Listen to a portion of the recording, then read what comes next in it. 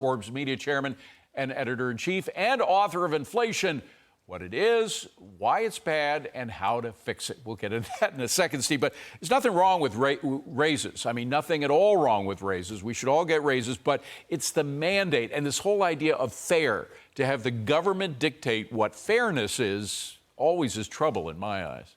Well, it's all about productivity. When you have a more prosperous, productive society, wages go up. That's been the whole history of this country. And when you raise wages artificially, you hurt other parts of society. You raise costs, which raises prices, which means ultimately less sales. And so in California, those businesses have low margins. They're not feasting at the trough, so to speak. And so they get hit hard. And so they go out of business. How is that helping? 1,200 Pizza Hut drivers about to be laid off. And so you're going to force mechanization. You're going to force people that have shut these restaurants down. And who gets hurt when these low-cost restaurants get shut down? The point is that one size doesn't fit all. There are some people for whom, the people who are struggling with a family, et cetera, it's going to be good for them. But people who are trying to get into the workforce, still living at home when they're 16, 17. But it destroys jobs. Many people get their first entry job at minimum wage, and research shows that after the first year, their pay goes up because they're becoming more productive, more reliable. That's how the economy works. But to do it artificially, you throw hundreds of thousands of people can't get the needed, necessary first step jobs to move up the ladder of opportunity. Steve, let me pull back a little and talk about some maximal, what's happening with our economy in a general sense. The dollar has been taking a beating recently. Gold is way up. Usually when the dollar's down, gold is up. Gold is getting close to $2,100 an ounce. Right. What does all this mean? Shouldn't our dollar be as good as gold? Once upon a time it was, and we had the greatest long-term growth rates in American history. Since we went off the gold standard, the growth rates in this economy are about two-thirds to half of what they were.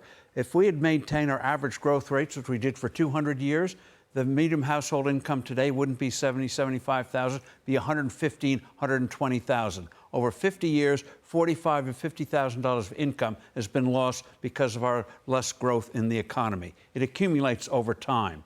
So a stable dollar means you get more productive investment, but they wouldn't even know how to do a system today. All I ask is a little bit of stability in the value of the dollar. The Fed is deliberately weakening the dollar because other currencies are weakening, and they don't want a big currency collapse. A lot of people look at the record of the Fed, particularly on their predictions of inflation and the power that they have to manipulate rates.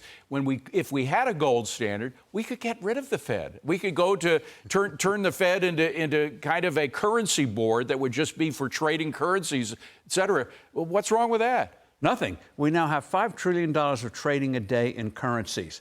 Back when we had a gold standard, David, it was virtually zero because the currencies were stable.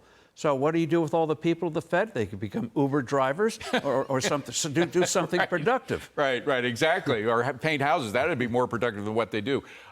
Speaking of wonderful solutions, we figured out how to deal with the currency. Taxes. You have been a long-time fan of the idea of everybody getting a flat tax, paying the same percent. You'd deduct the first, say, $20,000 for people who couldn't afford to pay taxes at all. So the first $20,000 you wouldn't pay taxes on at all. But after that, everybody would get a flat rate or something. Could the Republicans in 2024 come out with this big idea of getting rid of, not supersizing the IRS, but getting rid of the IRS, turning it into a collection agency, getting a flat tax, and everybody would be happier? Well, you imagine you could do your income tax return with a few keystrokes on your computer or on a postcard. And a family of four under a flat tax, they'd pay no federal income tax on their first $53,000 of wages, and no tax on your savings and things like that. So the only losers would be all the special interests that clog up this tax code. The accountants, the lawyers, et cetera. Well, and all the politicians. They love complexity because it means contributions. Yeah. And so a number of countries have done it. It works in the real world. A number of states in this country have a low income tax rate, flat tax rate. In Illinois, they tried to get rid of it, and it lost in a referendum. But to turn the IRS into a collection agency rather than something that takes a bunch of accountants to figure out how to do your own taxes. And it's a moral issue. In the last 20 years, we've spent over $1 trillion in complying with this tax code, several trillion. over billions of hours. Imagine if all that brain power, all that money had gone to something productive. Right. Imagine more medical devices, more good drugs, more services, more products that people want. How much better off we'd be? So it's a moral issue as well. All this waste on a corrupt tax code that nobody understands. You should run for president. Tried that Wait a minute, once. you did. That's right. I'm an agitator Are now, you ready David. for another go at it? I'm ready to educate the candidates. And what's so Okay, good. surprising, David, is none of the Republican candidates have come up with a signature issue like the flat tax. Well, the to flat break tax, out. here it is. It's so easy, and it's And understandable. I wrote Americans a book on get it, and I'll be glad to send it to them for free. Steve Forbes, great to see you. Happy Good to New see you. Year to Thank you. you.